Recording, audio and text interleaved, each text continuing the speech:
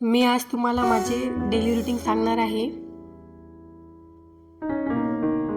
सकाळी दूध आल्यानंतर दूध पातेल्यात टाकून घेतला. आज शेंगाची भाजी आणि पोळी बनवली होती. आज परीला सुट्टी होती स्कूलला, त्यामुळे थोडासा लेटच स्वयंपाक करून घेतला. यांनी बँकेत जाण्याच्या अगोदर स्वयंपाक झाला. माझाही सोमवार होता आणि सिंकमध्ये भांडेही थोडेच पडले होते आज. मग नंतर भांडे घासून घेतले. ओटा क्लीन करून घेतला. हे पहा, ओटा क्लीन झाला. हे पहा, परी आणि शिवांश कसे खेळत होते.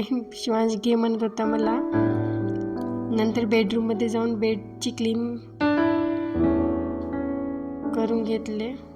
बेडची क्लिनिंग झाल्यानंतर परी मला मदत करत होती. बेड स्वच्छ झाल्यानंतर आम्ही आंघोळीसाठी हीटर लावून घेतले, कारण शिवांश आणि परी आंघोळीचे होते. मग परीला दूध प्यायची इच्छा होती, त्यामुळे मलाही चहा पिवायची वाटली. मग आम्ही दोघी, ती दूध पिली, मी चहा घेतला. हे पहा, परी दूध पित आहे आणि मीही चहा घेतला. परी थोडंसं होमवर्क केली. त्यानंतर परी आणि शिवांशला आंघोळ घालून घेतली. परी काही होमवर्क करत होती काहीतरी, तरी शिवांश मध्ये मध्ये करत होता.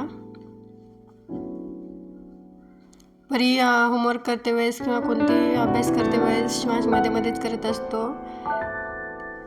ते मध्ये खेळत होते. तोपर्यंत मी हॉलची क्लिनिंग करण्यासाठी बाहेर आले. मग फटाफट हॉल आवरून घेतले, झाडू मारून घेतला.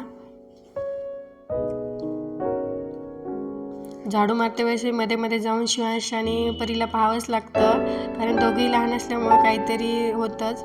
तरी भरपूर समजून घेते परी. शिवांश तिला अभ्यास करून देत नाही.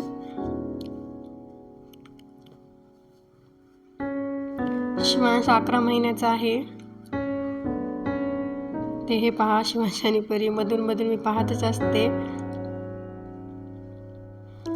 हॉल झाडून घेतल्यानंतर किचन झाडण्यासाठी मध्ये आले.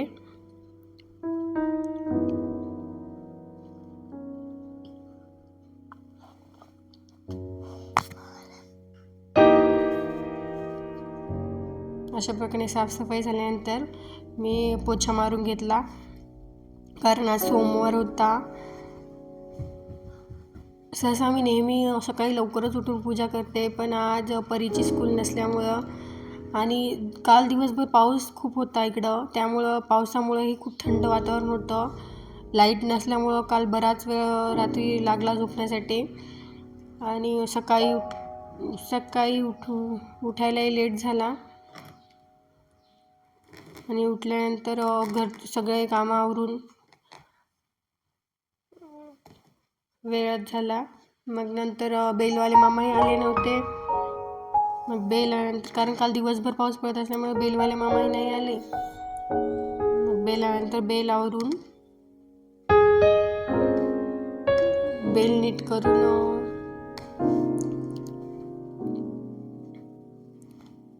परी आणि शिवांश खेळत होते. बेल नीट करून देवाची तयारी, पूजेची तयारी करून घेतली.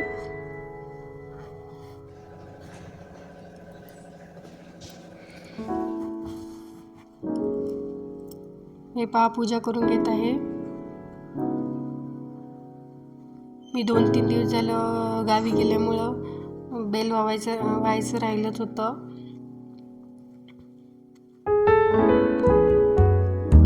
2-3 दिवसापूर्वीच ही बेल आज वाहून घेतलं, म्हणून बराच वेळ लागला पूजेसाठीही. तरी शिवांश मध्ये मध्ये करतच होता.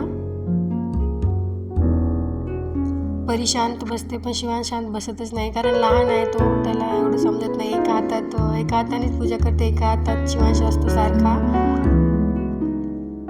कारण त्याला सोडलं तर तो काहीतरी घेतो, बेलच घेतो, देवच घेतो, काहीतरी घेतोच. तो पूजा करूच देत नाही. हे पहा, दिसत असेल तुम्हाला शिवांश. परी खूप घेण्याचा प्रयत्न करते, पण तो परीकडे जातच नाही, माझ्याकडेच येतो. थोडा 5 मिनटं गेल्यासारखं तर तो लगेच येतो. मग आरती करून घेतली.